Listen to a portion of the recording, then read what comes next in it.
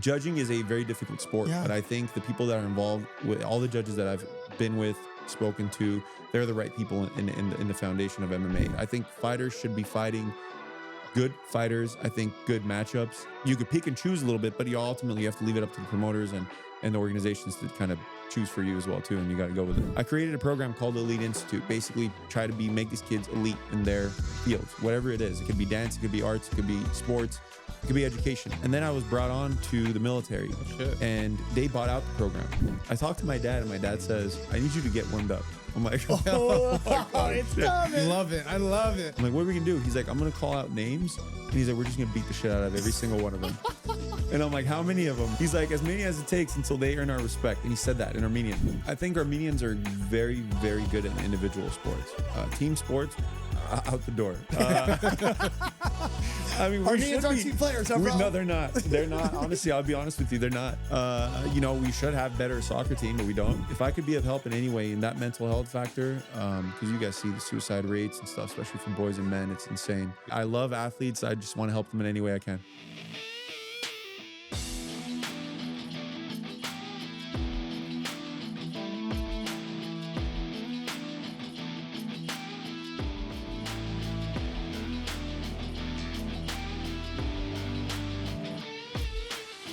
Ryan, this is going to be an amazing sit down. It is going to be an amazing sit down, but why are you excited? Or why is it going to be amazing? Well, really, we're sitting down with someone who knows the industry inside and out. There's really no one with a bigger pedigree, if you ask me, right? Both from the physical standpoint and the mental standpoint. Some high praise right there. But I have to agree with you 100%. Arthur Chivichyan. I appreciate that. No, it's really, really true. I've watched you from afar for a long time, and I love especially what you do with athletes and this mindset that you teach these guys. I think it's so important today. Thank you. Thank you. It is. I think the sport of martial arts, I think it's just as much as mental as it is physical. And if you could collaborate both body and mind, I think that's the only way you could become a top-notch fighter in this day and age, especially when everyone is so skillful and they have great coaches behind them. You could be the greatest athlete in the world if your approach mentally, the confidence, the psychology of everything, if it doesn't match with your body and your physical skills, you'll never reach your potential. Yeah, but what I love about your mindset too, it's kind of not only preparing them for success in competition, but also in life. Like it seems like the stuff that you do just like bleeds over completely. I think martial arts generally, so my background is in martial arts. So everything that I usually teach mindset wise is based off of my experiences, research that I've done historically, interviews and things that I've done with leaders and fighters. You know, I think martial arts is something that not only teaches, you know, all the lessons that it does in person and physically when you're in the cage or if you're in the ring or in the mats, but it's one of the few sports, one of the few things in life that actually teaches you to become a better person, a better human for yourself and for the community off the mats. It's, you learn how to set better goals. You learn from failures. You know, you learn the aspects of an individual of what it takes to reach your peak, which yes, team sports has that value in it, but nothing like martial arts. And that's why when I work with people, when we try to like even hire coaches and stuff, I always look to athletes that are martial artists in a sense, because they just have a different mentality. I think Warren Buffett said he likes, you know, hiring athletes because they come with a different mentality. So I kind of take up on that approach too. Yeah, but your dad's a legend. You were brought up in a household like that. Standard for you must have been so high at an early age too, or maybe not. I don't know. Like, no, it was. But you know what I appreciate about my dad ever since I was a kid, pretty much, is he never forced anything upon us. He's a legend in himself. I think the MMA community would have been very different if my dad wasn't here and doing what he did, 100%. Especially with the schools and a lot of the Armenian schools and just MMA in general. I mean, he's considered the pioneer of grappling. You know, that's what Judo Gene LaBelle called him. He said grappling wouldn't be grappling if it wasn't for my father. But well, your dad is one of those few dudes that has one name. Yeah. Gokor. Like if you say the name, there's not many people like that. Yeah, no, it's like true. And again, not to get too crazy, but like Kobe, like really like in the mixed martial arts world, in the world of grappling, Gokor stands alone. I tell people all the time, like, you know, in case they don't know, if they haven't done their research when they're trying to come and see the gym, I said, just Google Gokor. And this is the only thing that will pop up is my dad. Yeah. But I mean, growing up, it's you know, and I see it a lot now. Then when I do research and study about like sports in 2026, you see that the burnout in kids and how parents are supposed to deal with their activity levels and how many collaborative events or physical events and how cognitive events they should do so that they're not doing too much but not too little. Um, my dad was the biggest proponent of that. He never forced me to be a fighter. He just said, "You come with me to the gym and do what you want," and it worked out. And you know, obviously, I guess you could say in his favor because I became, you know, a ranked fighter. I was top minus 100 kilo fighter for about 6, 7 years in judo and things like that. But it's because I wanted to do it. And seeing my dad and carrying the name I'm big on legacy. I want to, you know, share that Chivichyan name, you know, as long as I can. And now I run my own gyms, Hayastan MMA Academy in Northridge and Pasadena. I feel like it was a tutelage to his work for us and me and my brother. So, yeah, no, I mean, you know, his name, like I said, says it for all, but he's such a humble and He really is. He'll never say anything like that about himself. So no, I'm fortunate I get to see him at the events, Yeah. you know, when he comes to judge and this and that. And he's always taking pictures with people, signing autographs. And, you know, you'd never know, like, he's such a legend. the way yeah, he no, carries he's himself. great. And a lot of people mention it to me, like, "Hey, why doesn't your dad do this and do that for himself a lot more?" I said his work, you know, his work output kind of you know, he's the type of person that says his actions will kind of speak for him. It's not the fact that, you know, his English isn't the greatest or whatnot. He could get his points across 100%. But he just likes to leave it on, you know, what he's done for the last 50 years in this market, so to speak, in martial arts. And now he doesn't have to go and judge events, but he does because he loves the sport. Love the sport, yeah. He loves the sport and he wants to give back in every possible way he can. See, Yeah. that's what I don't think a lot of people get. A lot of people are very critical of judges and Mhm. referees and things like that. They make peanuts. They're not making much money. They're really doing it for the love of the sport Yeah. and to really support these athletes' journeys, I think. Yeah, look, judging is a very difficult sport. I've in refereeing as well. I Yeah, think for I sure. actually, in fact, I think refereeing might be a little bit more difficult because you're there in the middle, Facts. and we've seen events where referees might stop a little early, stop a little late. I even had not an issue, but I've had an instance a year ago when I was judging an event.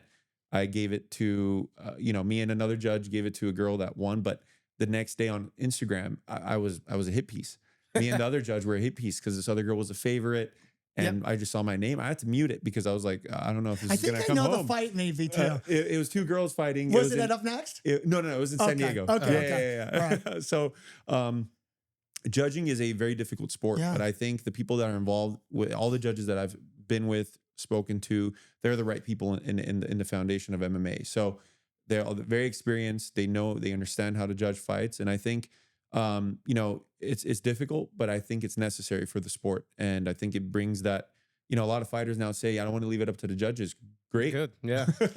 Don't. It's more exciting when you don't leave it up to the judges. Listen, I always say that, like, we give a locker room pep talk to all the athletes, and I always say, don't leave it in the hands of the judges, right? Because at the end of the day, judges are human beings. Like, we had a fight, it was Tom Landeros versus Rosario Romero, and I actually thought that stoppage was a little early, right? And I even said that to Rosario's coach. He goes, oh no, watch the tape. Tom's eyes rolled back, right? Right. And then I watched it, and that was a great stoppage. Yeah. It was an amazing stoppage. Yeah, well, listen, they got to make, well, at least the referees for sure have to make those split-second decisions, right? And fighter safety comes, there's a lot of factors that come into play, and all you could do is your best, you know, with that kind of stuff. Yeah, but you also have clowns like me who don't know the techniques and the ins and outs, who are just fans, where guys like you, your dad, and the real trained judges understand exactly the art that you're looking at and what's going on. Yeah, and it's very intricate. You know, I saw an article the other day. It was Andy Foster, the director of a great person, very informed with the MMA world. He said it. He said judging MMA is different from judging other sports like boxing. Boxing comes in a little bit easier because you know who's causing more damage and what's the scenario. You got 12, sometimes 8, sometimes even 12 rounds to be able to tell. With MMA, it's what if someone gets hit a few times, then the other person takes him down, holds him on a 2 choke, minutes or whatever it is. Yeah. puts him in a submission. He said, Yep. okay, now which way do you go? So it is complex in its own way. I think as a judge who understands the fight game, majority of the time, almost 99% of the time, you know who's winning the fight. And if you rewatch it, which we all do, we're like, okay, we made the right decision here. But there's always possibility of human error. There's always possibility of certain judges who maybe come from a certain background who Yeah. appreciate one or the other. Yeah. And that's why I think what CSAC does very well is we're taught.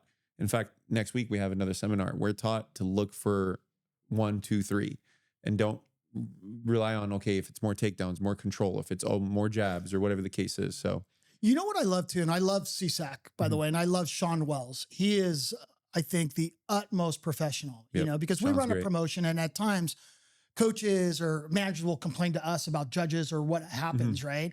Anytime I've always brought those concerns to Sean, and Sean has always addressed them properly, like, you know, made sure that those were the right calls, Right. He's so on top of it in real time too. Yeah. You know what I mean? Yep. I think, like I said, I think guys like Sean, who you're absolutely right. He's great. They act as the fourth judge because they have to make sure that the other 3 judges are usually following protocol and doing the right things. And they're not shy to not call them out after the fights, but if something like that happens, they'll say, "Hey, explain to us what you saw." Yeah. Which I like, because they're not saying, "Hey, you did it wrong," because a lot of times when you rewatch fights, you're like, "Oh shoot, this is correct." But it's good because they seek your opinion on that end, because now I could see a fight a little bit differently than my own father can, let's say, or another judge. So I think our personal opinion on fights is important. I think that's what like CSAC does very well. And I've judged a lot of fights now, whether it's Up Next or events, whether, you know, Thunder Studios. I think it's multiple, and almost all of the times, if not maybe 100% of the times, all of the judges have been correct on the fight. So Yeah. and you get better as you judge more fights, and you see, you know, difficult fights, easier fights. You know, of course, we all like the knockout. Yeah. Well, Bro, we I'm all such do. a fan. What, The yeah, fans like the knockouts, I knockouts love the too. blood, I also bro. feel like, Yeah. I think just love- MMA, like we were kind of talking earlier, like MMA is like kind of an individual sport. Yeah, you have your teams and your coaches, but you get in there by yourself and you fight. And even if Yeah. it's a close fight, I think it's not easy, but you can kind of tell who wins a fight. But I think there's so much emotions also in it for that athlete, their family that comes and shows up. And, Yeah. you know, there's so much more emotion that than 82 game fucking basketball season, right? Where Yeah. you could lose one game here. Well, you know, it's not as big of a deal. So the absolutely. emotions and everything are just there too. I think that's why there's a lot of backlash also on the referees and judges, which is not fair, but I get it why it's more like that in MMA than other sports. You're right, Ryan. I mean, especially when you're dealing with pros, we know that these guys are taking MMA as a career. Yeah. You're not going to find, it's not like, you're not going to find a lot of people who are doing MMA as a career and then they're going out being plumbers or they're being CEOs at a company after that. I tell all of my fighters now, like, if you're not doing this as a full-time job, then just don't do it at all. Yep. You can't Totally agree with that. You can't do different things and try to be an MMA fighter, because once you're in that cage,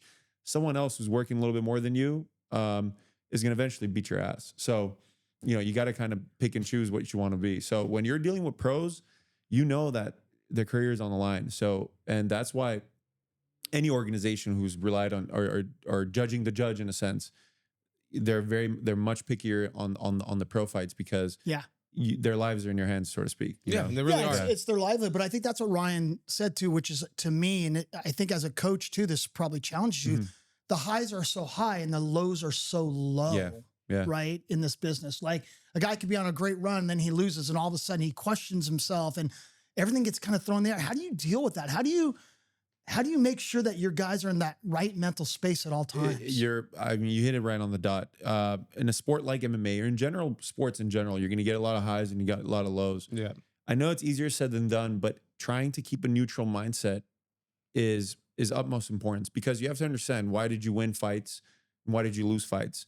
And if you take it in a derogatory, if you go down on yourself, if you lost and you think like, okay, maybe this isn't for you, you lose confidence or whatever the case is, that notion's going to continue. You're going to have a lot more lost fights. But if you could take everything, a little bit positive out of everything, like you watch your fights and you realize why you lost, or you lost a judge's decision or a submission or whatever the case is, and you're able to work off of that, you're only going to get better as a fighter. But it's the same thing in reverse. If you win a bunch of fights, sometimes they say a win could be the worst thing for a certain fighter. Yep. Mhm. You know, and I'm not to name names, but we have a fighter like that who years ago, he was a big UFC vet. One of the wins, I think, changed his style of fighting. You know, he knocked someone out and then he became a striker after that, when he was a big grappler and a big time grappling guy and all that kinds of stuff. So sometimes wins you're going to have to judge yourself on wins too, and just like losses. And if you can stay neutral and just constantly work on yourself mentally, physically, skills, then you could have a great career in the UFC, or sorry, in MMA or in the UFC or wherever it is. Because nowadays everyone has a loss. It's not boxing where you're going 42-0. It's very hard to go undefeated like a if Khabib you want to be or the best whatever fighter, it you is. got to have to fight the best fighters, whether it's at Up Next, whether it's at any other promotion. You know, you're going to have to prove that you're the best to be the best. So you're going to have to find a middle ground. So I want to get a little controversial, maybe Yeah. not. What are your thoughts on these coaches that are feeding their athletes cans, that want them to fight guys that really aren't on their level? Like, because to me, I think it's a huge disservice, especially if it's just about trying to sell tickets or just make a name for yourself, you're not serious about it, kind of whatever. But if you're really trying to make this a career or be someone, I think you do your athlete a disservice. Absolutely. I love this controversy because I'm very vocal about it, even in my own gym. So here's the issue with it. I used to make fun of boxing as a sport, and I think boxing lost a lot of its credibility because of that. Yep. Because they would just feed you guys like 15, 20, you know, all these guys coming in 20-0. I'm like, oh, who have you lost? And you look at the combined record of their loss, it's like 10 wins and 200 losses or something like that, you know? Yeah. I don't think it improves you as a fighter. Yeah. It might help you. I might only do that for an athlete of mine if I know that his biggest weakness is mental. If I feel like he needs a little bit of a confidence boost, a little bit of something. I know it sucks to be on the other end of things. No, but there's a purpose. Then, like I understand. Well, no, because I think there's some coaches or fighters that just want to look like they're the best knockouters, so they're 6-0. Every fight's kind of been against the can. I do understand those one-offs. So we're like, you know, depending where they are in their career, if they're on a one fight losing streak, whatever. Yeah. The first they need to get their confidence back. I mean, it's a little bit easier of a fight, but there's some people that just are looking for that the whole time, which I just don't agree with. Coming back from an injury, just to be able to kind of see, okay, I'm good with that. Is my torn ACL able to fight again? Can I kick? Can I check a kick? You know, things like that. The other issue with this in the modern age is because of social media. The fact that social media exists nowadays, a lot of these guys, they do it for several purposes. One of them being is, let me get my fighter to look a certain way. And then, you know, it's kind of like sending a highlight tape of a kid in high school. Like, oh, hey, like, you know, look at this promotion. Look at what my guy could do. But who are you fighting? Who are they? The second notion of this is guys who, and we were talking about this before the cameras turned on, is there's gyms popping up like sushi stops. It's like Ventura Boulevard. There's a sushi stop in every block. It's like that with gyms. So what these guys do nowadays, and I know some gyms like this, and they literally will get someone out there. They'll fight someone who's, you know, shouldn't be in the cage. This guy wins a fight. They publish everything on social media. All of a sudden, there's a gym opening up in, you know, I don't know, Burbank. You know, they're open. I'm not using that as an example. It's literally theoretic. But it's true. It happens every day. So, you know, they might sell tickets. They might do this. It might be good for a certain, you know, promotion for that to do that. But in the end of the day, I think what you guys do so well is fights are competitive. Yeah. And that's what people want to see in this sport. Even someone from the outside, when they see fights that are not, you know, they know what's going on in that scenario, you know? And I think it could potentially hurt the sport in a sense, kind of like how it did with boxing. But yeah, I mean, it is controversial, but I as a coach, I'm against it. I think fighters should be fighting good fighters. I think good matchups. Of course, you have to be careful with your fighter too, because as amateurs, if you're putting up against studs every single fight, shortening your career. But you be smart, pick and choose, you know, who you could pick and choose a little bit, but you ultimately have to leave it up to the promoters and the organizations to kind of choose for you as well too, and you got to go with it. Yeah. So I'm all in on that thought of, you know, picking the right opponent. If a guy's like had a couple losses and mentally he's struggling, right, with that confidence, you got to get him more of a favorable matchup to get him in that win con to build that confidence back. Because I've never been in the cage, so I can't ever say I'm a fighter, right? But I think you've had a couple fights in your day, the streets, but I've never. No, I really think fighting in the street is much easier than fighting in the cage, 100%. In my opinion, because the bright lights, social media, just sort of all that goes on. There's a lot you're risking, you know, to do that. And I give these guys all the respect in the world. And I think a good coach has to individually look at each and every athlete and look at what that athlete needs. It can't be, and maybe I'm wrong, boss, but it can't be a cookie cutter approach, in my opinion. No, you really have to identify. A good coach knows who his fighters are too. You have fighters who are just dogs. They'll go fight whoever. You know, it's like, put me in the cage, coach. I'm ready. Win or lose, I'm just going to go all out, balls deep, and I'm just going to try to fight everyone I can. Then other fighters who are a little bit more, I shouldn't say sensitive, but they pick and choose a little bit of everything. But you also have to be careful with them, because if you condone that kind of behavior, They always become. Then they become pros, and they're not fighting for 2 years because everyone you put against them, they're like, Yeah. you know, he's too much of this or he's too much of that. This you poor know? guy does all the matchmaking for all the rising I'm sure you stars. deal So with it's just so much. like the challenges to deal with that. But I get a lot of it. The worst is like just when people act like they'll fight anyone, whoever, they whenever, won't. but they won't. But Yeah. that's the one thing that all on bothers me. those social I can media imagine stuff. a lot. I You totally get- can respect when a coach is just hitting me back or saying like, hey, you know what? That guy's a BJJ purple belt. You know, our guy just got his blue belt, maybe in 1 or 2 fights. Totally don't mind that, Yeah, right? yeah. But there's also times where they're just looking for opponents that they know they'll beat or on paper they should beat for sure. And that's when it's just like, okay, well, you're just not doing the right thing, I think, for the fighter or, you know, just in general. Or it's if they accept the fight and then a week before the fight, you know, somehow they're injured. But in reality, they probably did their homework a little bit more and they're like, oh shit. Oh, we this had doesn't look that. good. We had that recently, Yeah, right? of course. I Yeah, can Didn't we have that imagine. recently with a Yeah, fight? yeah. Like we made this fight like 2 weeks out. The guy goes, didn't he say like, oh, I hadn't researched this guy? yeah, something like that. And I was like, okay, well, it's all good. What can we Yeah. do? But yeah, that kind of shit happens. But yeah, I love working with the guys that, you know, and we try to be fair too. Like I really try to take pride in like when I do matchmake, just pretty even and fair fights. Because number one, I think that's good for the fighters and just for the brand and the fans too. Yeah. Right? No one wants to come to a fight card with 10 mismatches on there. Just not gonna get your The money's quick worth. fights in and out. Yeah. Just, you know, no. I mean, you want to see good fights and good competitive fights. I think that's what promotes the sport the most. Yeah. Because all these guys, they're putting so much hours in, right? Some of them are already in camp, working out every day, several hours a day, but then getting ready for camp. A lot of them do 8 weeks, 9 weeks, some do 12. Mm-hmm. They're working so hard. And I feel like that has to, you know, translate to the cage. Yeah. Sometimes, you know, if it's a competitive fight, then you notice you could watch your tape and see, hey, I'm getting better on this. My footwork's better. Ground game's gone better. The jiu-jitsu that I'm paying, you know, someone several $100s an hour to work with me one-on-one. It's working. It's working, Yeah. you know? So when you see that fall into play, the sport itself will grow, you know? I think MMA is in a good trajectory. Yeah. I think it's one of the fastest growing sports. For I sure, think, yeah. and it has to be, you know, taking note of what works, what doesn't work, so you grow the sport even more. Because I think it's one of the best sports in the world, if not the best. So Yeah. It seems like a lot of the guys you work with too, like they're all not only productive inside the cage, but outside the cage. Like Arshag, you look at Arshag Dodorian, like what a class act. I mean, if people knew kind of what he's doing, I mean, you got to be amazed. he's a very smart kid. I don't know if a lot of people know this. He's a UCLA grad, Yeah. And his parents never wanted him to be a fighter. His parents wanted him to go the traditional route, go to college, get a job, become a lawyer, whatever the case is. But and I appreciate that because, you know, I say this about a lot of people. Like, if a kid wants to do the sport, I will never push. Kind of like I talked about my dad. I'll never push someone to do MMA because I think it's a grueling sport, but it's productive and it could help you with so many facets of your life. Arshag, you know, obviously loves his parents, of course, but he said, I'm going to be a fighter. I'll go to school. I'll graduate, you know, university, but I still want to be a fighter. He helps with the gym a lot.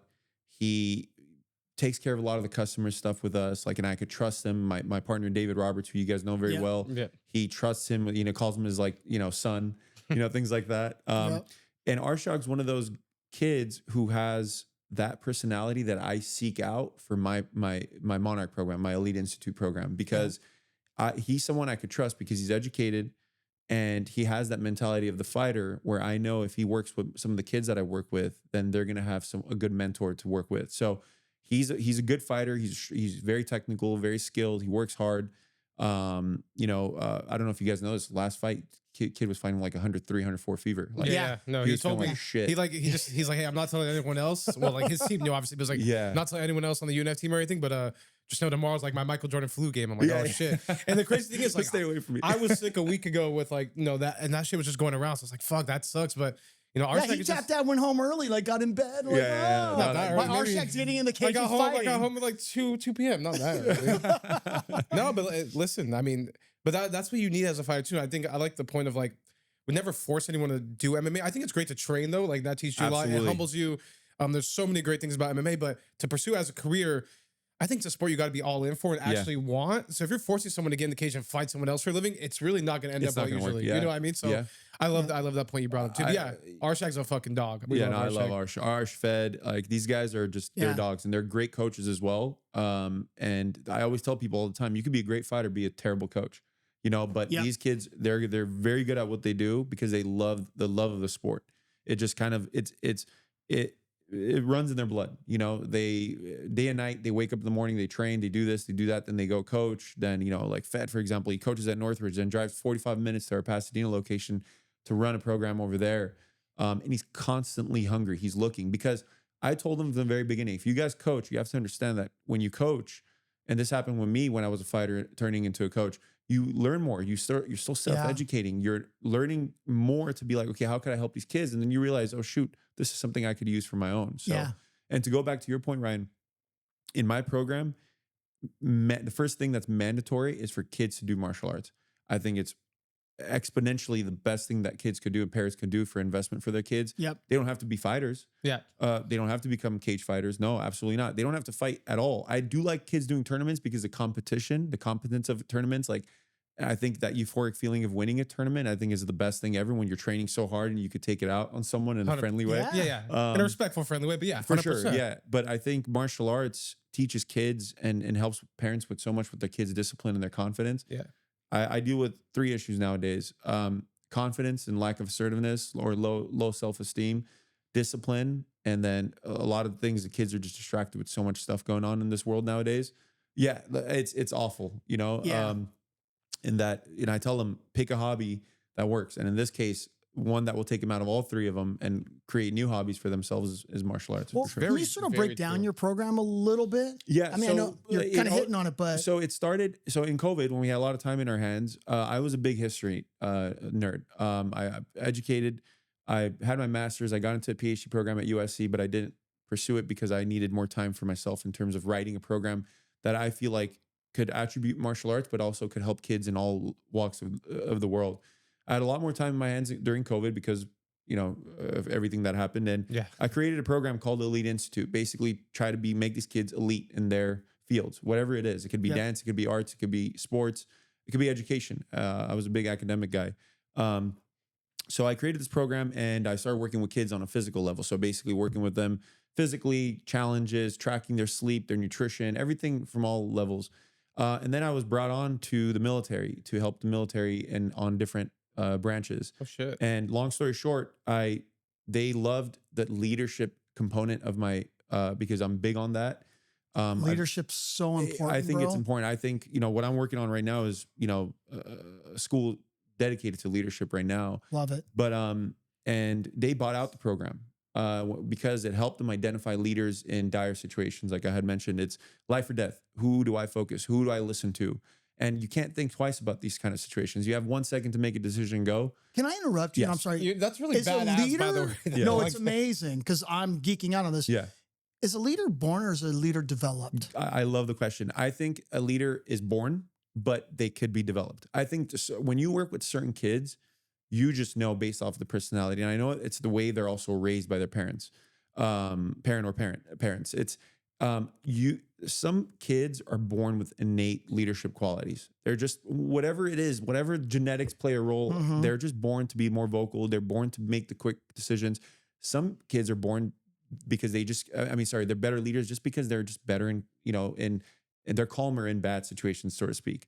And you see this in sports as well. And that's why I love sports so much, specifically martial arts, because when you put a kid and you individualize a kid in certain situations, you could see from their mental aspect of like if they're going to be a good leader or if they need work. We have a kid, his name's Henry. And this kid mentally is unfazed. He was top 5 in the world as a cadet in judo. And I never, as a coach, worried about this kid ever during fights. You would see him, nothing would change. He wouldn't do anything different. He wouldn't listen to music. He was unfazed.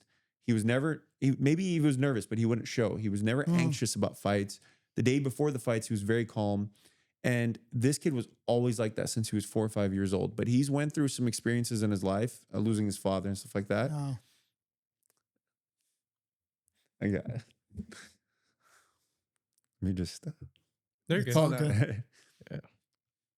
I'm just like you. I get so emotional when I talk about the stories that I are might- meaningful to me. Yeah. Yeah. Yeah, it's crazy. So that, I think, developed him as to be a stronger person. and you could see it when he fights. It's incredible when you see him fight because nothing affects him. Yeah. So, You think that's because of the loss of his dad? I mean, did he?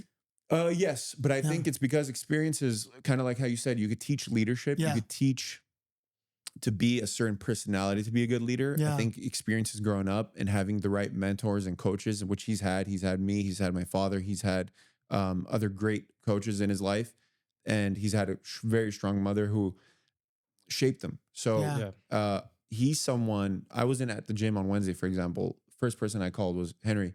Could you go cover this class? You know, help the other coaches, because I could trust them to be not only a vocal leader with the kids, but be a good example, but also someone who, even he's only 17, 18 years old, but someone parents, 40, 50-year-old parents will see him and they'll respect him right off just by the presence. Yeah. You know, man, presence is a big deal, man. Yeah. You know, carrying yourself that way. He just earns that respect from people. So I appreciate that. So I think a lot of that is innate, but I think a lot of that is also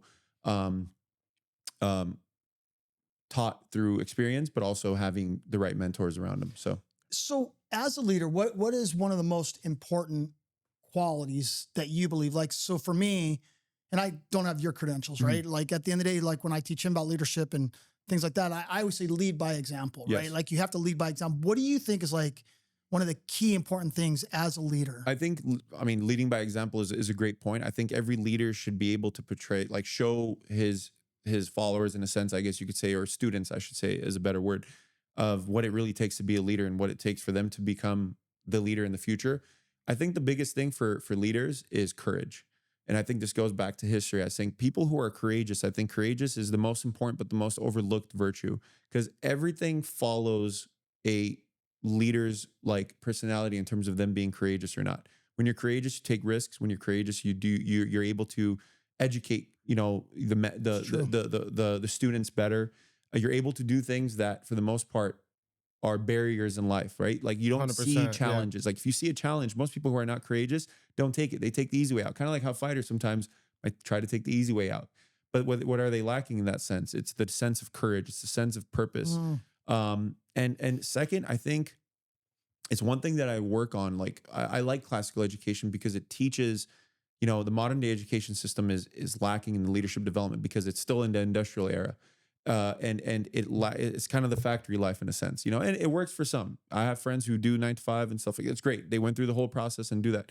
But I think the classical education, learning communication, learning rhetoric, learning like virtues, interpersonal skills, I think is so important. And I think leaders are the best leaders in the world are the ones that constantly self-educate themselves. And if someone who does that, they're able to have what I think is one of the most important things in leadership is they call it in corporate world, they call it executive presence or gravitas. Like someone who's a good leader will walk into a room. It doesn't matter if they're 6'5" or 5'2". You just automatically, they command they have a presence about themselves that commands respect. You look at leaders in the world, the bad ones and the good ones, they're able to influence so many people based off of their presence, based off how they communicated their words and be able to kind of, you know, get their message across, so to speak. And, you know, it's, I think presence and courage, you have to have those two skills to be a proper leader in this world nowadays. Yeah, no, I totally agree with you. Today's world, it like you talk about the education system, like I think it's all broken in my opinion. Like I have 2 granddaughters and I'm just like the way that the education system works now, what the norms are and what they're teaching, it's kind of appalling to me in a way, right? Like, I mean, what needs to change? A lot. Almost everything. But a lot. I'm in the highest level of education. I teach at USC and I see it. And I ask my students all the time, what are you learning? Is it beneficial to you? But I think besides the university level, I ask a lot of kids, do you enjoy school? 9 out of 10 will say no. And if they do say yes, their 2 favorite topics are recess and friends. And you could get that. And I've gotten an influx of Flex Academy and homeschool kids right now in our academies. Every week I'm getting a message from a homeschool like iLead or something like that saying, hey, can you be a vendor for our school? Because we're getting such an influx of kids. A lot of things have to change in the education system. I think 8 hours of schooling, I think trapping, you know, kids in rooms, especially boys, it doesn't work. I think a lot of kids who have issues because of attention or this and this and that, Yeah. is because they're trapped in a room for so long. I think academic programs should not pass more than 3 hours a day. I think you should do math, English, sciences, and whatever elective it is and finish. I think homework for the most part is unnecessary for younger kids. When you're already in school for 8 hours, you want to go home, spend time with your parents. You want to do extracurriculars. You want to do activities. You want to do kind of things like this. Going home and doing another homework for 2-3 hours, parents are not spending a lot of time with kids. And we live in a society already where it's difficult for parents as it is. Yeah. And everything's so expensive, inefficient, and parents are busy trying to handle things. And a lot of kids' issues are becoming like problems because their parents are not able to spend a lot of time with their kids. So now you're dropping off kids to school 8 hours. They're coming out doing homework or extracurriculars for another 2-3 hours, let's say. And then they're going to sleep. And then they're already becoming factory workers in a sense, And I think that's a big issue, for me. And my biggest pet peeves with parents in the gym, in the martial arts system, is when they call me, I get angry. I get angry talking about it right now. When they say, "Oh, my kid has so much homework, I can't bring them into school." And I say, "How much homework does your kid have?" And I'm like, "Are you aware that doing martial arts or doing sports or doing something boosts your kids' exercise score? I mean, exercise in general boosts kids' scores like exponentially more than anything else in this world." It's just like parents are lazy nowadays too. So it's like in the education system, just yeah. Sorry to interrupt you, but it seems like parents are getting their advice off fucking TikTok and Instagram and this and that. Like, I have this struggle on my own. Like, where did like good, solid human interpersonal relationships get replaced by TikTok? Yeah. That's one thing that I struggle with. And then I also look at the value that we as a country are putting on our educators too, in a way. Like, you look at what our teachers make. Like, who would want to be a teacher? Yeah. So my nephew, Kevin, who's amazing, had a good paying job. His passion was teaching kids. So he just went back and he's now teaching, high school students. Right. It's not for the money. It's for the passion. He talks about, investing in these kids and how a lot of the teachers also are not really engaged. They're just going through the motions because if something happens with the kids, they don't get the support from the parents. And it's almost just like they get penalized if they try to do their jobs at the highest level. You're absolutely right. I think US is one of the lower paying figures for teachers. And I think teachers are one of the most underappreciated. Coaches also, by the way. My dad would be the first one to say this. Coaches and teachers in general in this world is one of the most underappreciated jobs that you could have, because 100%. not only is it pay related, but it's also just the appreciation factor of what the society offers to you. And when you don't pay someone well, sometimes you're not going to get the best teachers in these facilities. Sometimes you are. It depends. Like, if it's a passion project, you have to pay. Like, so I have my own normal company. Then we have Up Next, and Up Next is not like this hugely profitable business yet. We're building a brand, and it's going to take some time. We're doing fine, but we're building right. So I think at the end of the day, our concept with everyone is let's pay people fairly. You need to pay people fairly for what you're asking them to do, 100%. right? Because people need to feel that appreciation. And then, one thing that we always talk about when we give our pep talks is shout out your coaches right now, because some of these athletes don't even pay their gym dues, and they expect their coaches to show up, corner them, travel around to do that. They've got to appreciate it, because sorry to cut you off. Unless the athletes are in the UFC or getting a decent purse, right? Like, the coaches are not making money off you fighting for regional shows and on your journey on the way up. Absolutely not. Maybe they're investing in you and they're doing it because they love you at that point, and it may pay off one day, but they're not making a dollar. It's off the regular memberships, which that's what the fight team helps with that, right? Getting people there. And that's the point, right? 100%. They're investing in you, and you got to appreciate that investment. I think that's like our family firmly believes in the attitude of gratitude. You have to be grateful for anything people do for you, from the smallest thing to the biggest thing.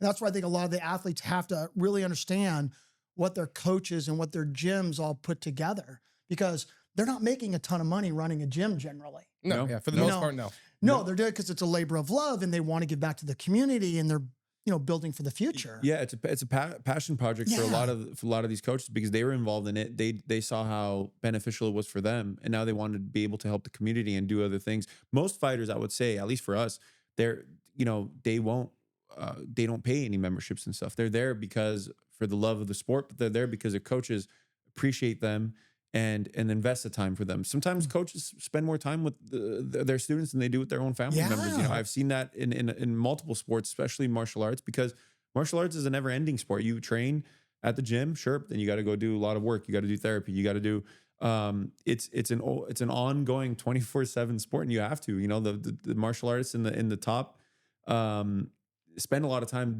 working on their craft. That's why sometimes, there's a joke when they say martial artists like to party hard. Yeah, because they train their whole lives, and then they want to go and enjoy a night. And sure enough, go ahead, do that. But yeah, it goes back to my sense, my idea that coaches are unappreciated in this sense of world. And like how Ryan said, like in all reality, they don't get paid, especially with unless say you're in like top 1% in the UFC. Even some of the guys that are in the UFC who make 30, 40K, how much of that, if the coach even accepts it, like my dad never did. At the highest level, even my dad was like, "You go fight, do what you want. I'll corner you. I'll take the time, but I'm not going to take that purse away from you in a sense, So I know most coaches do nowadays, and rightfully so. If your guy's getting paid hundreds of thousands of dollars, it's worth it. The coach should get even more than that. But that's but even all these coaches, a lot of local guys here, traveling the country fighting for LFA and around the country. These guys aren't making anything, and a lot of times cover their own costs too. Yeah, the insurance, pays. Yeah, I mean, there used to be a term that they used to throw around, like "fight life is the broke life." No, but I firmly see. Look, when Ryan wanted to start this promotion, and we partnered with George and stuff like that, we put it together.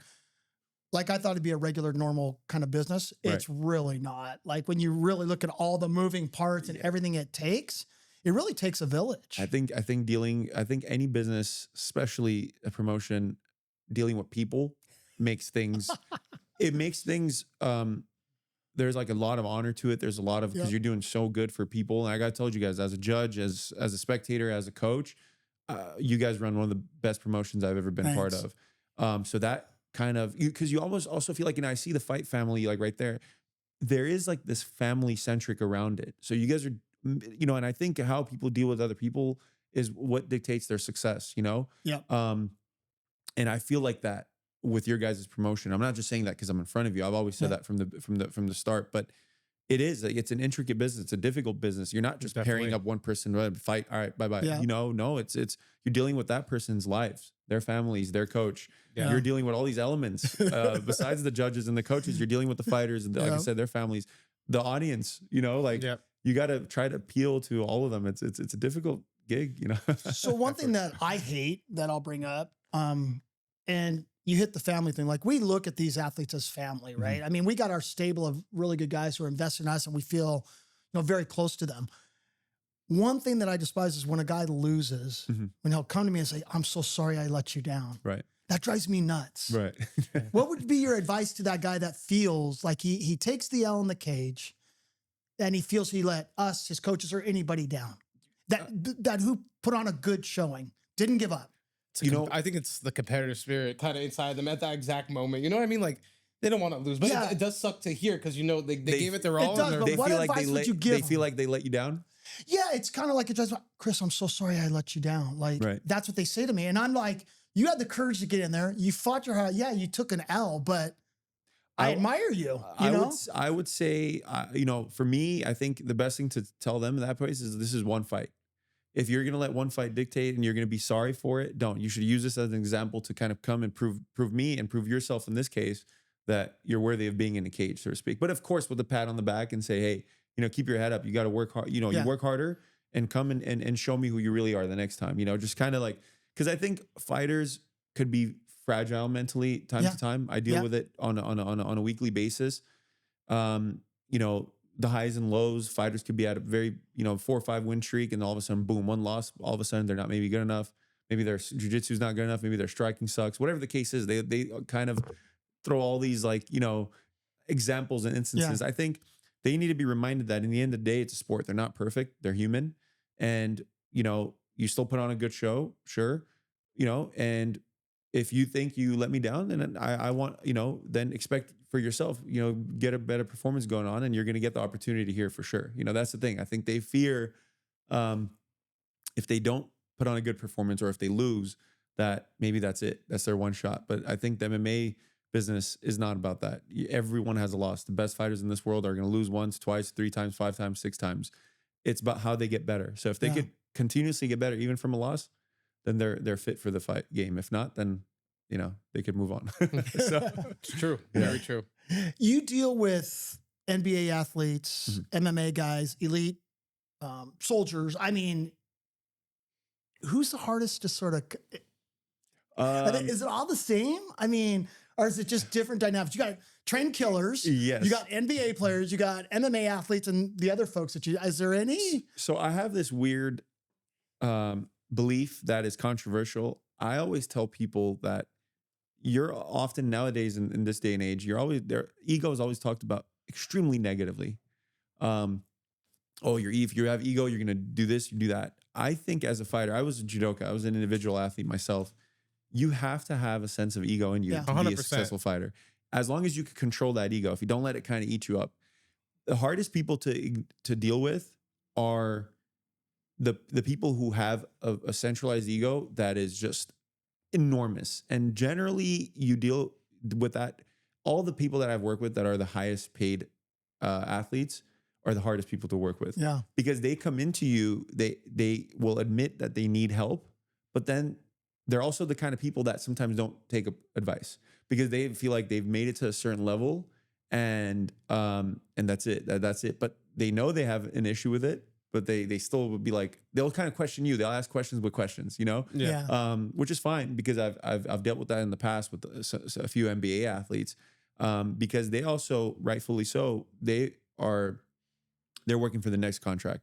So they're either going to be worth 100 million or they're going to be worth 10 million. Right. So they want to make sure if they're going to trust you with your word that they know what you're doing.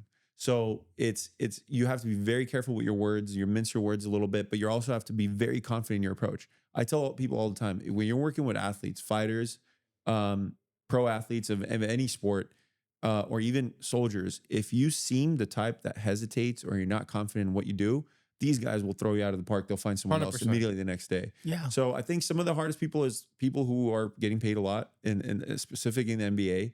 They're very careful about who they are and who their circle is. Soldiers, for the most part, I haven't had any issues with them. I've dealt more of a team base with the soldiers, even though I've worked with a few individuals. When you work with them individually, the level that I have, they're 0.1% of this world. I can't wait for this story. A lot of the soldiers there, and my dad worked with special forces from all countries, US, Yeah. South Korea, Germany, still does. In fact, in May, he's going to 6 different countries for that. But this one specifically was here. And I felt like a bite back right the minute we were there. They know about my dad. They didn't know about me a little bit. Maybe my dad mentioned to them and stuff like that. But even with my dad, there was a little bit of you could tell a little tension. So I talked to my dad and my dad says, how warm are you? And I'm like, why? He's like, I think we need to put a little bit of respect in these guys because they're all top-notch military guys. They're all trained, people and stuff like that. And I'm like, what do you mean by that? He's like, I need you to get warmed up. I'm like, oh my God, it's coming. Love it. He's like, I love it. He's on, if dad's tapping me in. Yeah. And I'm like, all right, and I was in very good shape at the time too. Yeah. I said, no problem. Give me 15 minutes. I'll be ready to go. But he didn't tell me why. He's still keeping us suspenseful. I'm like, I thought I was going to be his dummy, which I'm not a good dummy because at the time I was 240 pounds too. It was a little heavy and he likes working with 170, 180 because it's easier to maneuver. So I warmed up and I'm like, all right, what do we do now? And I'm seeing he's dripping in sweat. I'm like, damn. I'm like, you're warmed up too? He's like, yeah. I'm like, what are we going to do? He's like, I'm going to call out names. And he's like, we're just going to beat the shit out of every single one of them. And I'm like, how many of them? I'm like, I'm trying to figure out what's going on over here. He's like, as many as it takes until they earn our respect. And he said that in Armenian. And I said, you don't have to say it once. I'm like, and then, so my dad basically called him out and he said, look, he's like, I know there's a seminar. I know I'm supposed to be teaching you guys, but sometimes with certain crowds, what I do is I show you who I am and who we are. And he's like, normally I don't do that, but he's like, I have a feeling that you guys feel like I need to learn. He's like, we're going to wrestle. And I want you guys to go hard. Everyone's getting a minute. And all of you guys are going to go one by one by one. I love it. So my dad goes first and just beats the shit out of all these guys, but with a little bit of extra. So holding a choke in, this guy's tapping. You'd let go usually. No, tap a little more. And then he'd let go and boom, grabs his arm. Let's in. The guy's tapping. Let's go. And then it was my turn. And at that time, already some of the guys had fought and kind of thing. And I'm like, all right, we'll go maybe 3, 4 guys. And they come in and my dad's like, just keep it stand up. He's like, I want you to smack the shit out of these guys. So that's exactly what we did. So I just come in. I was working my judo. I was just hip tossing these guys. Boom. I wasn't taking it light on the throw. and it just naturally just commanded their respect. They're like, Yeah. oh shit. And after that, the room was, you know, like just It was yes, sir. pitch quiet. Yes, yeah. It was just back to their drill sergeants times. And sometimes you deal with You some gotta kinds do of people that. like that. They have a certain ego about them, and you just kind of lower that ego a little bit. Go It works out. kart had the flex. Yeah, my dad sometimes. Bro, I he'll heard do your that. dad has uncanny strength. Oh, That's what I heard. Because somebody he's- said, no, I forgot who it was. They're talking about with Gokar, like he grabs you like it's like a vice, like it's uncanny he strength. has, you know, a lot of grappling books have the Gokor grip on him. Like it gives me goosebumps talking about it. The man is a machine. Yeah. Like, so I, as a fighter, I almost say I have like feminine hands and wrists. For some reason, none of this stuff like grew. I have big hands, but my dad is 5'10". He has bigger hands than me do. Yeah. I do. And I'm like 6'4". And the guy is just a physical freak. His forearms are like double the size. Each finger is like 2 fingers of mine. And one thing that he could do that I've never seen in my life, he could literally shake someone's hand with his feet. That's how flexible his feet are. So he will fight people and he'll wrap his feet. I don't know how. I don't know. I feel like missing a tendon in his foot or something Yeah. from all the work. He literally could grab your wrist and stuff with his feet. It's just insane. Yeah, I wish my dad was in his prime, like when the UFC times happened. There's a whole thing. Maybe one day we got to get my dad on here. Oh, would love Yeah. to. When the whole thing with the Gracie started in the 90s and stuff, and the UFC started, they didn't want him to fight because he was kind of the weakness of the jiu-jitsu system at the time. So they're like, hey, you could be ref a fight, you know, in the UFC. That's why he's reffing like UFC 5 or something like that. Yeah. I don't know. But I wish he was in his prime. Like I would love to see my dad. Like we get we a lot gotta of do guys. some AI stuff. Your dad versus the Chris Yeah, right. back Like in the day. Fedor or something like Yeah, that. that would be so I cool. wish my dad was in his prime and he could fight like at his peak. Like the guy is, I mean, just mentally wired like crazy. It's like, kind of a bummer, right? That the time that he came in one way, because I mean, I think he's famous amongst the community, Mhm. right? But I think if he were in his prime now, like he'd be like world fans, like with all the fans, just 100%. everybody. You know what I Yeah. mean? Because The- he's known as like the OG. Yeah, the things I see him do even at his age right now, he's 63. He gets like UFC guys and at the gym who individually train with them like one-on-one, and I'm there and these guys going hard. And my dad's like tapping them out like left and right, you know, different things, leg locks, chokes, arm bars. He'll say, all right, let's stand up. The guy's knees don't work anymore, but like, you know, he's still sweeping the heck out of everyone. Like it's just, I think he's just a genetic freak. Like I think luckily me and my brother took off, you know, and I noticed one thing about him though, his mental approach. And I didn't see this because I was younger when he was fighting, so I didn't kind of really realize. But one time, he you know, he was almost like not threatened. The word I'm like challenged for the jiu-jitsu thing, because everyone said you've won in grappling, you've won in judo, you've done no holds bar, you've never gotten a gold place in, you know, a gold medal in jiu-jitsu, you know. Mm-hmm. So he took that as a challenge. He was like 58, 59 at the time.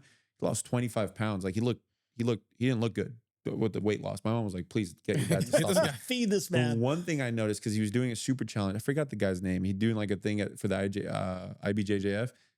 I noticed this. He was locked in. He was watching every video he could find on this opponent. And my mom came to me and she was like, don't ever let your dad fight again. She's like, just reminds me of the 90s. I was like, what do you mean? She's like, this guy hasn't done anything. He hasn't talked. He hasn't like, his sleep is just watching videos. He's like, he's literally the 90s when Love he was it. younger fighting. He was just dialed in like crazy. And I was Yeah. like, man, this is what made this man so successful. Like, Yeah. and he went and he did exactly what he told me he was going to do. And he won the fight with ease, you know? So Wow. yeah, he's just, I wish he was like 35 right now. Yeah, no, that would be sick. for him to be his So I prime, don't man. know. I know your dad, but I don't know him. You know what I mean? Like I've just met him at the events, but he seems like a pretty calm, cool guy. But he also has that vibe, like not just because of his skill, but don't F with me kind of Yeah. thing. Like once you cross that line with him, you better be careful. He seems very cool up until that point. You're so Am I- you're spot on. Okay. You read people very well. He's like that. Yeah, Okay. he's very nice, very dry sense of humor. Actually, a lot of people get actually intimidated from him when they see him, and then we actually have to remind him because he has a tone, his accent, and all that kind of stuff. Sometimes he sounds angry, but in reality, he's just joking around or just thing. He does have that presence about him, but he also has a switch. I've seen a switch sometimes when he gets really upset, whether it's like with me and my brother or something like that, or in a case like this, and that the soldiers, he was annoyed, very Yeah. and he didn't know how else he could do. He's either gonna beat the hell out of these guys, or he's gonna do it in a safe environment. proper way. Yeah. He does have a switch, but 95% of the time, he's like I said earlier, Yeah. he's super nice, very humble. I think he's a perfect example of what a true martial artist is. calm demeanor, super nice, friendly, communicative. But if you mess with him, then you know You're the gonna 50 pay. years of training could turn on real quick. You're gonna Yeah, pay. yeah. Yeah. So it's maybe more than 50 actually, 55 years.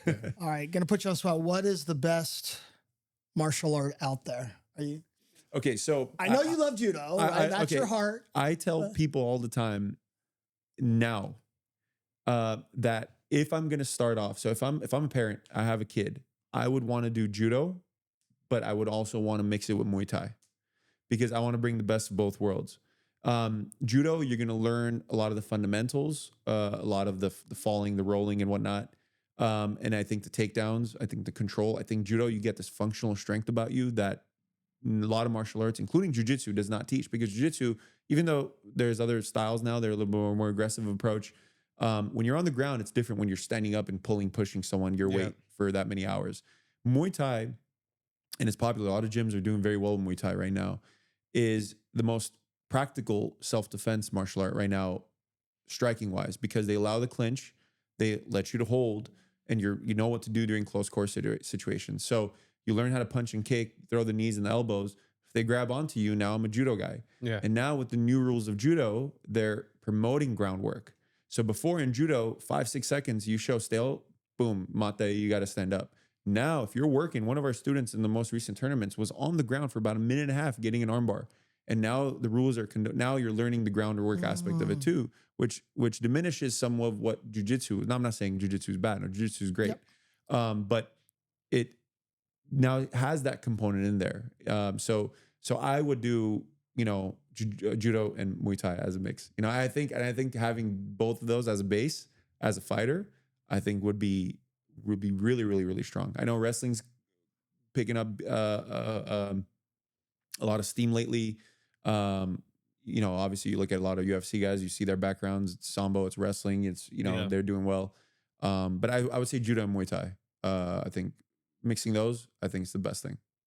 Yeah, Yeah, you're building a lot of savages over there. We were over there watching some training, and all those little dudes doing all the throws. And I mean, these dudes were little too, bro. No, they were, but you could tell. I love how much like respect they had too for like Fed was there. I think Arshak was there, and like you could tell they all look up to the coaches there too, which I just love that environment we saw there. Yeah, my dad's created a big family environment that's kind of moved along with a lot of the gyms. I think it's very important. I think it's a sport that requires that. David's really good about that. He's very good at like creating a community and of just diverse people, different backgrounds who just all love each other. You know, we do a lot of things. We train hard, we beat each other up, but we'll do a lot of events together. We'll go out, we'll do, you know, we'll go out to eat, go hang out, go drive together, whatever the case is. I think that's the beauty of martial arts. I think the community, as large as it is still very small. I think when we're at the promotions, everyone knows each other. And I think that's the beauty of the sport because you work in a different way. Together, you're fighting, whatever the case is, but it brings you closer in a sense too. So I think it's, you know, it's good. And the kids, like you said, we have some studs as kids, man. Like, no, you really do. Yeah, like the next generation is gonna be scary. Like, and we have like a lot of judo kids who I could see, like Henry, for example. He could be insane. He just knocked someone out a couple of weeks ago at a Muay Thai event. But the calmest approach, you know, ever. We have like younger kids, like Mike Amir Khani, and he's I think he's 9 or 10 years old, but the kid's been #1 in judo for about 3-4 years straight. He's an amazing fighter, but he's super kid. He's like a straight A student as well. You know, love it. It reaches to my like ideology of like the scholar warrior athlete, scholar athlete or scholar warrior. I think you got to be body and mind have to interconnect, and that's what I'm trying to promote with these kids nowadays. You know, I think it's important. So. All right, some big news, right? Ronda Rousey is fighting Gina Carano on Netflix. Like, what are your thoughts on that? It's funny because we were talking about that with the organization, and they're choosing judges for that event. I think it's going to be at the Intuit Dome. Yeah. And I think my father's going to be there for that. So it's going to be interesting because I know they have some history. Well, not some, a lot of history. There's a whole spiel about that, but in a good way. I didn't expect her to fight again. I don't think she'd have to. I think, I know I watch you guys' podcast. I'll say it. I'm not going to sugarcoat things. I think she'll beat Gina. I do too. I honestly if they fight. Yeah. I don't know. You know, nowadays you see these boxing promotions and stuff. You don't know.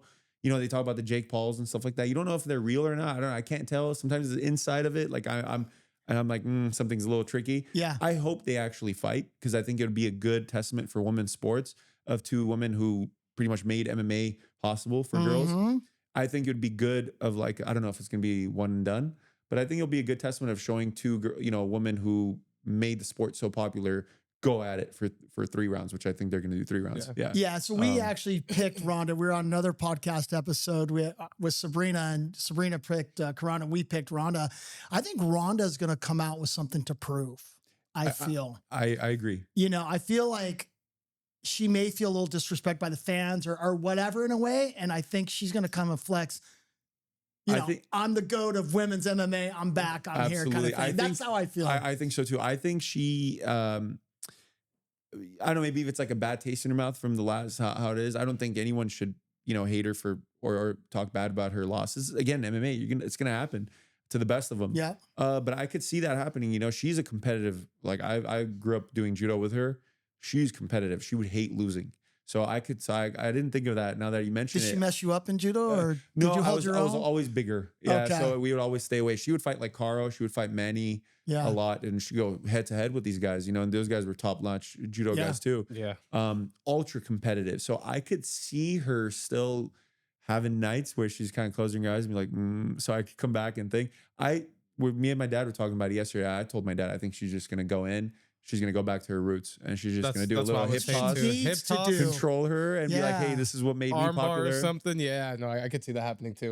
And I'm just happy. I mean, 2 girls on Netflix made event. They're going to make a big deal. They're going to make good money. It's a huge deal. It's a huge deal. I think they both deserve it, you know, so. I've seen an influx of girls becoming members at the gym now. Yeah. I love seeing that because I think it's important. The same feeling that I have for anyone to do martial arts applies to parents too. And I tell parents all the time, if you have girls, sure, they could do dance and art and stuff like that. But maybe I'm biased. Nothing is still going to teach them more than if they were to do martial arts. Yeah. You know, yes, music is great. They'll learn a lot. Plato says it from the thing. Music is, you know, like good for the soul in a sense. But Plato also adds, but working out is pretty much, I'm changing the words, but is good for the body and for the mind. So it's like, I think it's important for girls to be a part of it. And I think you mentioned it, 2 girls at the highest thing of Netflix, you know, they're promoting it live at the Intuit Dome too. I'm curious to see the rest of the card actually. Yeah, we're wondering who who they'll they're have going like to put on like there. 3 solid fights. And I mean, we'll see, but yeah. Yeah, it's going to fill out, you know, Intuit Dome's larger than the, I think, who knows, they might try to snake a few of our athletes. We'll see some of our pros. That'll be great. I mean, it's in California, so I think it. Look, and I wouldn't hate on that. No, not at all. I mean, first, A couple of our champions guys are fighting on the same almost card about to get the call to the UFC. Ronda Rousey, that'd be great. Yeah, you guys just had someone get called into UFC, Gianni right? Vasquez, our flyweight champ. Yeah, that's amazing. So Arthur Aratunian is going to be fighting for the flyweight belt against Christopher Cruz. I've known Art since he was a kid. March 21st. Yeah, that's awesome, man. Yeah. Art's a strong kid, man. He's another guy who's just a silent assassin, but such a good, nice, respectful human being. You'd never really know that. I think he takes it off of Karin. I think I would always tell people the person that I found closest to my dad's personality was Karin, because Karin was like a very peaceful, quiet person, but when he wanted to turn it on, you go 25 minutes with Gary Tonin in his peak, you know. So I think Arthur is a testament of Karin. I think he kind of takes that personality from Arthur. Was always a quiet kid, always ultra talented. Unfortunately, had some injuries here and there, and sometimes it happens in the sport. I think in every sport. But I think if he reaches his potential, like I think he can, I think he could beat up. I think he could be like UFC, like one of the top fighters in the UFC. That's what we're thinking. I mean, if he gets this belt, defends it a couple times, great performances, he's likely to get that call, in my opinion. Yeah. No, he checks all the boxes, I think. Yeah. As far as the skills as a fighter and everything. And, you know, you could tell, like, even Pargiv, all those guys look at him as like the team captain over there, which he demands respect from all the guys, and he's I have not heard one person say anything like negative about Arthur ever. Yeah. Like, he's just that great guy. Very humble kid. But it's also crazy, like, you know, our roster's heavy with Armenian fighters. We're Southern California, a lot of great Armenian gems. But it's crazy how many Armenians are like knocking on the door to the UFC. Yeah. You know, that are coming up. I think Pargiv, he's definitely won that few more good performances. Fights. You got Joris Sahakian, who's up there. Sahakian. Arthur. Why do you think mixed martial arts is so ingrained in the Armenian community? Because it seems like, it's really ingrained in the community. Yeah, I think Armenians are very, very good at individual sports. Team sports, out the door. I mean, Armenians aren't team players, huh, bro? No, they're not. They're not. Honestly, I'll be honest with you, they're not. We should have better soccer team, but we don't. But it's Armenians are built personality-wise to be great in individual sports. That's why we're good at weightlifting. That's why we're very good at wrestling. That's why we're very good in MMA. I think it's a personality. I think it's ancestrally just like how we were just raised. And whether it's in Armenia, whether it's being coming in as immigrants and trying to prove ourselves and stuff. I think a lot of that still plays a role. Yeah. And I think because still to this day, Art's parents, for example, let's say there's still that older generation where they had to come and kind of survive to like build. So you see it as a kid, you grow up with that ideology of like, okay, I need to prove myself. So Armenians are strong. I think physically, I think we're genetically gifted in terms of being strong, good athletes. Mentally, we're strong people. And I think when you combine the two, you get the product. And I think when you throw in a good coach, like my dad, like David Roberts, like, like Karin and other guys like that, you're going to produce great talent. And I think, especially in Southern California, where, I had mentioned to you guys, like my dad was a pioneer. He's like, the other day, something just popped up in my head when I was doing a video for a media program. I said, I don't see my dad as the tree or the branch. My dad's like the sun. He powered up all these other gyms and created these gyms. A lot of them, 80% of these schools are my dad's students, whether they're Armenian or not, or they have some form of affiliation, or my dad's helped them become who they were. When you have someone like that who's coached like David, for example, David is an amazing grappler right now. Like when you look at David Roberts as a grappler, he worked with my dad individually one-on-one when he started doing his MMA fights and stuff like that. He was a very good boxer at the time. And now he goes toe-to-toe with some of these like strongest black belts in jiu-jitsu and stuff like that and beats them actually. My dad's kind of like powered up. He's like that generator that never stops, Special dude. And now there's these influx of Armenians who are fighting. I know this last event, he was there and I was watching it on pay-per-view. I was like, man, this card is a lot of Armenians, but they deserve it. They train hard. Yep. They're entertaining, and they do well. And I think the thing with Armenians is they just have to, speaking of the ego, if they could control their ego, Armenians will be at one of the strongest nations when it comes to MMA. What I mean by that is as they get a little bit older, they let their egos take. I've seen it firsthand from our previous athletes in the last generation. You can't let fame get to you. You can't let your success get to you. That's why when you mentioned highs and lows, you still have to stay neutral as a top-notch athlete. Because if you go too high, you're going to lose yourself, And as long as Armenians could control that ego and they have good coaches behind them to control that for them, I think, up next or, like you guys could be a feeding ground to the UFCs of like just getting these guys, top-notch guys to fight in the highest level. So. Yeah, we catch a little heat, right? People say, "Oh, they're Armenian promotions." So I wear that like a badge of honor. Yeah, I really. At first, I was like all worried about it. I'll tell them I wear that like a badge of honor because again, these are athletes that really deserve this platform who are working hard for it. We always also talk about the community engagement. We have Content Day here tomorrow.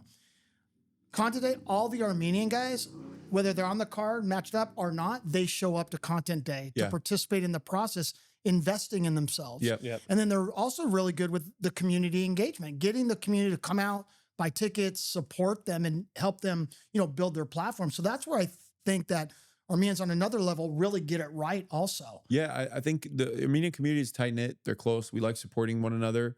And you'll notice, like, even if they're not from that gym, Armenians still root for the other gym, for right? sure.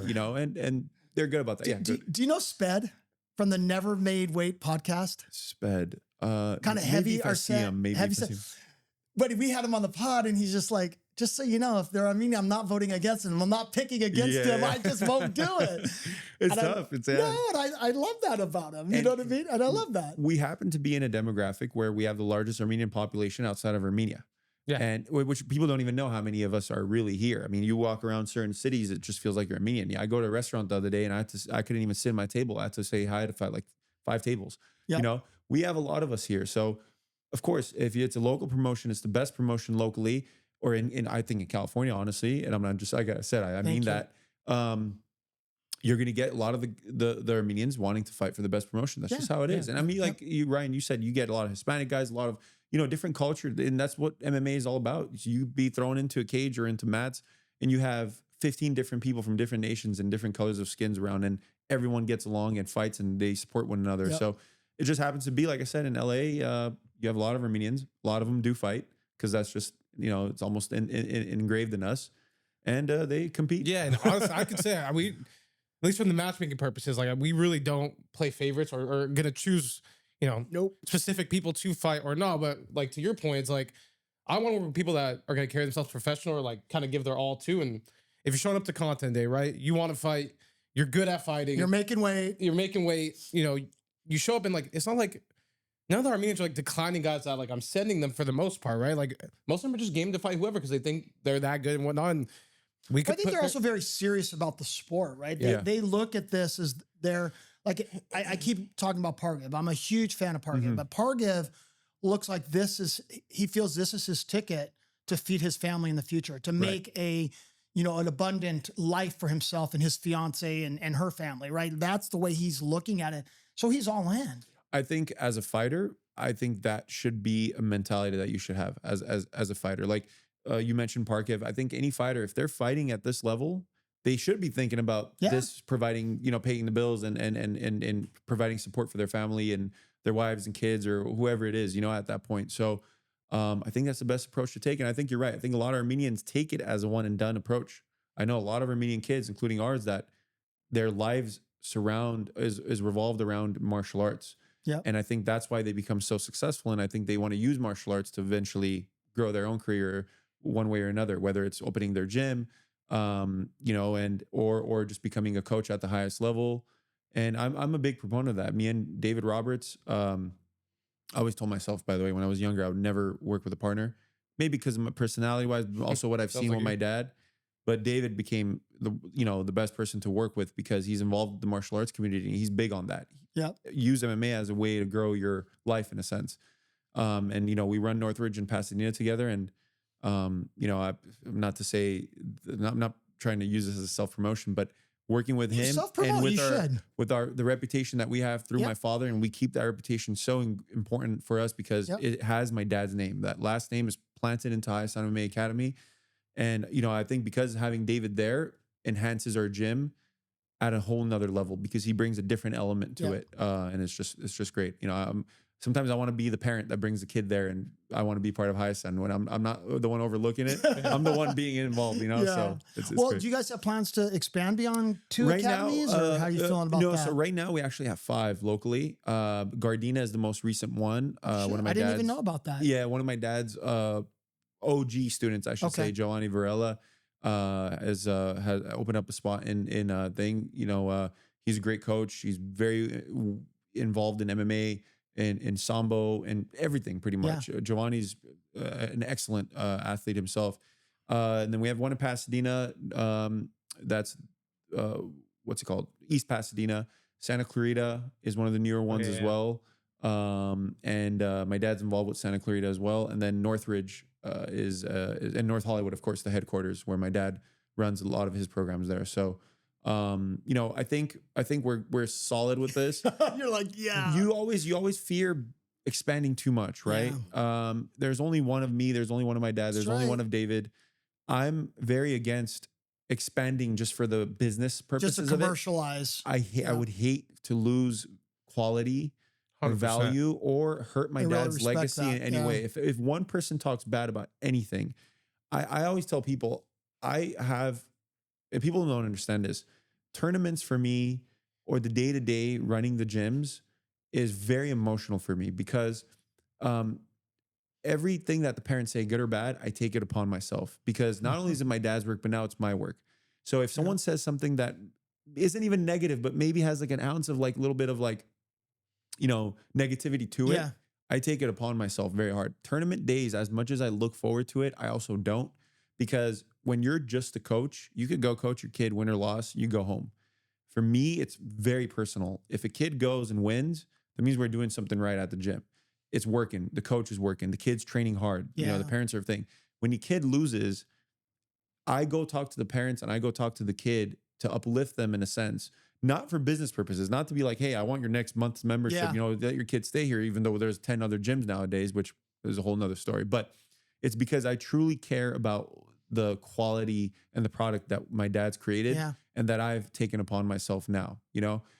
It's a dream to do that. So, you know, I think it's very important for me. And I think that's why we've been running strong for 40 years. Yeah. And that's another reason why I don't want to franchise it out in a sense or anything like that. I would not want to do that. I want my hands on it. Maybe it's a little bit of a personality thing, but we're good for that. Well, it is a personality thing, but it's also called extreme ownership. And you really care about your brand. You don't want to, I work in the intellectual property community, right? So it's called brand tarnishment. You don't want to tarnish your brand. No, I don't. Right? You're not going to sell it to make a couple extra bucks and tarnish your brand. 2-3 years later or whatever. When you're very successful, my dad's had people approach him for things like that. And my dad says, bro, I've worked on this my whole life. This is my baby. This is my third child. No, I had an offer from my normal business to do something on the East Coast, right? And offered a substantial amount of money. And I didn't take it because I didn't feel that it would live up to expectations for our brand. You know, I may have taken a check, but the long-term negative impact of that is much bigger than that check. Yeah, because people forget the check eventually and they remember the name and like, well, what happened to it, you know? Well, that's I think in any business, this is what I'm, you know, because we've built up next together, right? From day one, I've always told him that, you know, all you have is your reputation. You have to be a man of your word. And in this fight business, it's an ugly business. There's not a lot of like stand-up, good, solid business people who are looking out for the best interests of the athletes, the fans, and everybody, right? It's a lot of these guys are money grabs. Individualistic. 100%. So I always told them, you know, you always want to be able to walk into a room and be proud of who you are and what you are. So you never want to scum anybody. You always want to do people right. Never owe anybody money. Like these are the fundamental things. You have to be that way. Yeah, no, you have to. And you have to have like that strong foot forward when you're running an organization like you guys are, when you're dealing with a lot of people who are, have this certain personality about them, right? Like you're dealing with a lot of hard heads in a sense. It's MMA has great community, but it also has some of those people that are very difficult to work with who think they're always right, or they try to outstep you and stuff. And I think, you know, in your guys' position, growing the promotion like you guys are at the level you guys are at, and like I said, it's locally in California the best promotion, I think. And I say it when I see it in every 3 levels when I'm there. I see the professional, the standards of it, how it's run, the smoothness of the events itself, the fights. I think it's great. So you guys have every right to be the way you are with you know.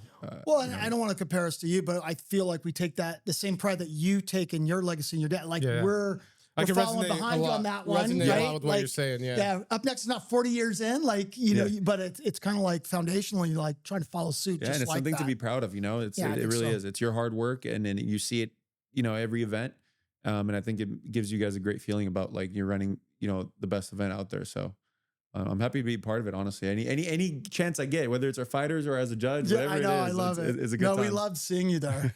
I appreciate. You know what we got to do, bro? And I don't want to like take advantage of you, but I think I guess I am gonna take advantage. Go for it. Here. I think what we should really do, I think we should like, and we see how we could put this together, but it would be great for you to do like a webinar or a Zoom call or something, you know, with all the athletes. You know, I think that would be, you've had an impact on me. So I think if you can have an impact on an old dude like me, I think some of these younger heads especially would find what you have to say like super insightful. Like we could just, you know, put it out to all the athletes and do something like that. I'd love to do a Zoom, a webinar, or even in person somewhere. That would be even you know, like better. you know, whatever, however I could help the community of athletes, because I appreciate athletes from every walks of life, like every different sport, especially MMA, because that's my life.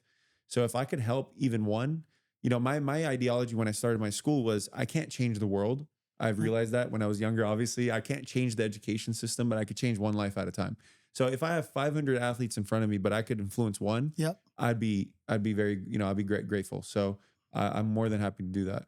for you guys. No, and for the athletes, No, I have no problem with that. So as far as, you know, your academy and everything that you do, how young of kids do you work with, or how does that whole, how can it come together? Like if I'm a parent and I want my kid to work with you, like how does that all happen? So it How's kind that of go goes down? back to me being a big history nerd. You know, like the Spartans school, basically they started around 7 and 8. I started around the same age. There's a reason why they did it back in the day. There's a reason why they do it now. Kids start maturing at a certain age. The primary age group that I have for kids are teens, because I think, for example, teen boys, I think are some of the hardest kids to work with. For sure. Hormonally, life, girls, school, athletics. So I help a lot of parents with a lot of the issues that they might present. Sometimes the kids could be, no one's perfect, but kids could have great grades, great kids. Sometimes they just need that extra push too. Yeah. So I started taking it from 8 to up to 21, 22-year-olds, because I work in the college industry. So a lot of kids nowadays, because of social media, because of AI, because of all the content that's available, you would think it helps them. It doesn't. It gets them even more confused. So with the adults, I either help them with their health, whether it's weight loss, whether it's like health coaching in a sense, I should say, or part of my program is called Monarch. The ARCH is ARC. It's ARC Consulting. I basically give them an ideology of what they could be great at in the future. I don't go past that. I help identify some of their personalities, whatever is their types, and I start giving them hindsight of like what I think they should do or they should focus on, and then I leave them. And then if they need help or coaching or things like that, I help them with that. But for the kids, you know, I could give you guys my website. It's eliteinstitution.com, and I consult all the parents for free, because I like to keep it exclusive. I like to have good kids in my program. If they're troubled, I have no issues. I've dealt with kids coming out of juvie and things like that where I work with them differently. But then parents could book a consultation with me and speak to me, whether it's 15, whether it's 30, or just this morning before I came here, before I taught, I was on a parent. It was supposed to be a 15-minute call. It ended up being an hour, 15 minutes. So, because I truly care about their, you know, who they are as kids and what they want to become. So I could help them in different facets of the world. So I could share some info with you guys. And No, we would love it, because I think a lot of parents need something like this. I think the world is, again, I don't want to be negative, Nelly, but I just feel like what you do can be so beneficial. It could be life-changing to some of these young people, because no matter what, like even as a parent, even if you're a good parent and you're engaged in that, sometimes the kid doesn't take the messaging from the parent as well as like from an outside person. I hear that all the time. It's like, Art, like I've been telling stuff like that you've been telling him to let's say my kid for this long, and now you told him, and all of a sudden he's like, he's listening, you know? It takes, you know, if it takes a third voice, you know, or a fourth voice, fifth, or whatever it is, then I'm all game for it. You know, kids are, you know, the good thing with me, I feel like I have a good innate ability of trying to read kids and trying to read personalities. So I'm able to work with them. I became an adaptive coach because of coaching martial arts. You can't be one way. You realize, you know, you can't be strict only, but I adapt to their personalities. And I think it's appreciated by kids, but also by parents. And you said, you know, I know we try not to be negative with the way society is nowadays, but because of everything, good or bad, kids, I feel like are at a, they're not undervalued, but they're in a disadvantage nowadays. And I think having a good mentorship program like I do, like mine's very structured. It's day to day. The kids have tasks. I track their everything. If the parents decide to do that, from their sleep to their nutrition to their workouts, they have challenges that they have to do that they earn points. So I still have the gamification involved that helps them kind of, you know, achieve things like that. So because of the world we live in right now, I feel like what I'm doing is necessary. And I feel like it's very helpful for parents, but also for kids. And like I said, if I can influence one life, then I feel accomplished. I truly care about it. It's not, you know, it's not a business for me where I'm trying to just, you know, just fill pockets and things like that. No, I truly care for these kids, like, you know, and I want the best for them, you know, like they're mine almost. So that's why I do it. You know, it's testament of what I learned from martial arts, but also how my father raised us. So things like that. Yeah. Freaking love it. Me too. Has to be so fulfilling to, you know, play that role in people's lives. And do you accept 57-year-olds into your program? About that for 28-year-olds. We do training on that case. We just go straight to martial arts and lifting weights after that. Bro, this has been amazing. I think we definitely need to be doing this again. You know what I mean? Because I think I learned a lot. Super inspired. I love what you're doing with Thank you. I your appreciate that. athletes. I love your mindset and everything. And I would just challenge parents to reach out to you, to be honest with you. 100%. Yeah. I really, really would. 'Cause I dealt with a parent who was supposed to reach out to me a year ago, and I eventually called him out. I said, "Are you ashamed? Like, if you were to talk to me for your son, is it because you think I'm going to think you're not a good parent? You hit it on the dot. You could be the best parent. You could supply everything for your kid for them to be the best. Yep. Sometimes it will work excellently and it works, and sometimes the kid might have one bad apple in the group or something that will Yeah. cause an issue. And I told the parent, I said, look, I said, I don't care. I said, you don't have to pay me a penny. This is not for the money. I said, but don't be ashamed. Don't feel like if you're contacting someone like me who literally lives off this kind of stuff, I literally self-educate day to day. Don't feel bad because you're calling me and I'm not going to look at you in any bad way. If anything, I'm going to be like, this parent really cares and wants to invest in the well-being of their child.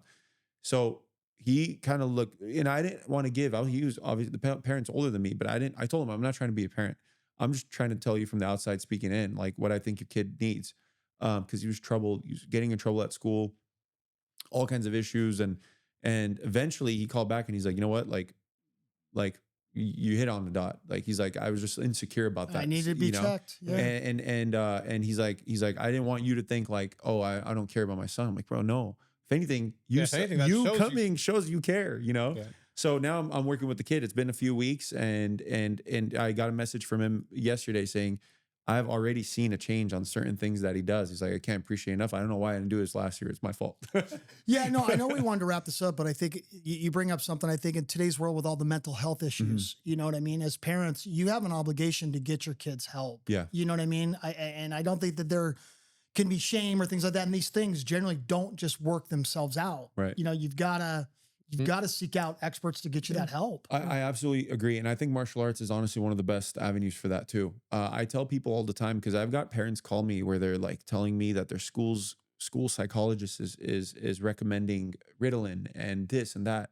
And I'm like, you do realize as a 13-year-old kid taking this kind of stuff could fry their brain. Look, I'm not against pharmaceutical if I feel like it's the last resort. 100% needed. It's kind of like let's talk about like something lighter, like pimples, right? Like acne.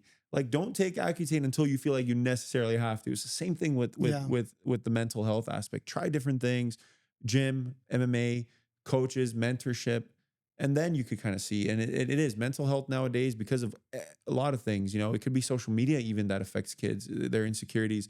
It could be school. It could be their group of friends. Nowadays, like 16, 17-year-olds, I see this a lot where like their friends get a certain car or they're talking to a certain girl. The other kids sometimes who don't, or like I had to work with the kid because of that. The kid's like literally life fell apart. This kid, mom called me. He's like, he's not waking up until 2:00. He's unmotivated. He doesn't want to do anything. He doesn't know if he want to continue school and stuff like that. He's like, can you figure out what's going on with my son? He was an 18-year-old kid. Some of the tiniest, smallest things, like just because of his friends are doing this and this and that, is affecting him because his parents don't have, his mom's a single mom and doesn't have the ability to do that. And he feels he's at a lower place in society because of that. And, I had to kind of rev his engine up a little bit, and get him going. So, mental health right now, like I talk about this all the time. Like even me, I dealt with like, for whatever reason, I don't know why, ever since I was like 18, 19, I had like pretty excruciating anxiety for whatever reason. I don't know. I spoke to a psychologist one time and he said, your anxiety is because it's trying to get you a central message across. You're maybe not doing something that you keep thinking about. And for me, it was true to an extent because until I was like 27, 28, I didn't know what I wanted to do in my life. I finished my MBA. I got a job at a consulting office. I didn't want to I was in a sense in a very positive way, micromanaged my whole life with my dad and stuff, the way they are, they come from Soviet Union.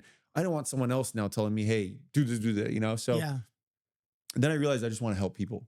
So I was able to think, so maybe my anxiety was from that, but it was excruciating. I went to the hospital several times. Thought I was having heart attacks, panic attacks. Wow. People were telling me you need to start getting on anti-anxiety pills. Like this is bad. It's controlling your life. So I know mental health from I don't talk about it a lot and I feel like I should. It's personal to you. It was really bad. Like I had a period of life after COVID where like for a good year, I was at a loss. I gained like 50 pounds. I didn't know what to do. So I bounced back from it. I know how I bounced back from it. So if I could help even in that field, I'd love to, because I experienced it to a very bad extent, to the point where I was in the hospital. You know, one time the doctor told me at the ER, he said, you don't need it. He literally looked at me. He's like, all right. He's like, I'm going to tell you this one time. He's like, it's the second time I'm seeing you. He's like, you don't need a doctor. You need a fucking therapist. He straight up told me that. I spoke to a psychologist once, someone that I trusted. And he mentioned that, and I went back and I did my own homework and feel like, what is causing this? Maybe is it health? Is it this? Is it that? So if I could be of help in any way in that mental health factor, because you guys see the suicide rates and stuff, especially for boys and men, it's insane. Yeah. Someone we knew recently, you know, that's what happened, and I didn't know the person, but I knew his family. So if I could be of help in any way, honestly, you know, and if I can't, then I'll try to find someone who can. You know, I'm the first person to say, hey, I probably can't help you with this, but let me try to help you with something else. You know, so try to be a good person in this world. I think more of it is needed. We can use more of it for sure. Amen, brother. Like, I'm with you on that. Yeah. No, I appreciate it. We got to do this again. Yeah. I'm definitely. I'm happy to. And I'm happy to do that webinar with the guys, man. I love athletes. I just want to help them in any way I can. I kind of like feel like we vibe. Like, I mean, I think the same way you do, but like, I think if you could change one person's life, no matter what, it's worth it. Yeah, all. it's fulfilling. Like Ryan said, it's a fulfilling feeling. Yeah. You know, I've seen it growing up. So if I could do it now, then why not? If I have the capabilities, I want to. So you got to promise me one thing. Yes. Your dad does a judo toss on Ryan. Why? He's always trying to get people to beat me up. But if it's to get the seminar going, I'll sign up for it. It's all good. You think he'll survive it? We'll do it. Maybe we should do a webinar at one of our gyms. We get all the athletes there, Bro, and then my dad will toss you on the mat. Yeah, all good. I'll take one for the team, man. If we're changing lives, I'll do it. Well, Art, thank you so much. This was freaking great. Got to do it again, bro. Really appreciate you. Thank you, brother. Awesome. Thank you, guys. Thank you. This episode of the Fight Family Podcast is sponsored by Gokor and Hayastan Mixed Martial Arts.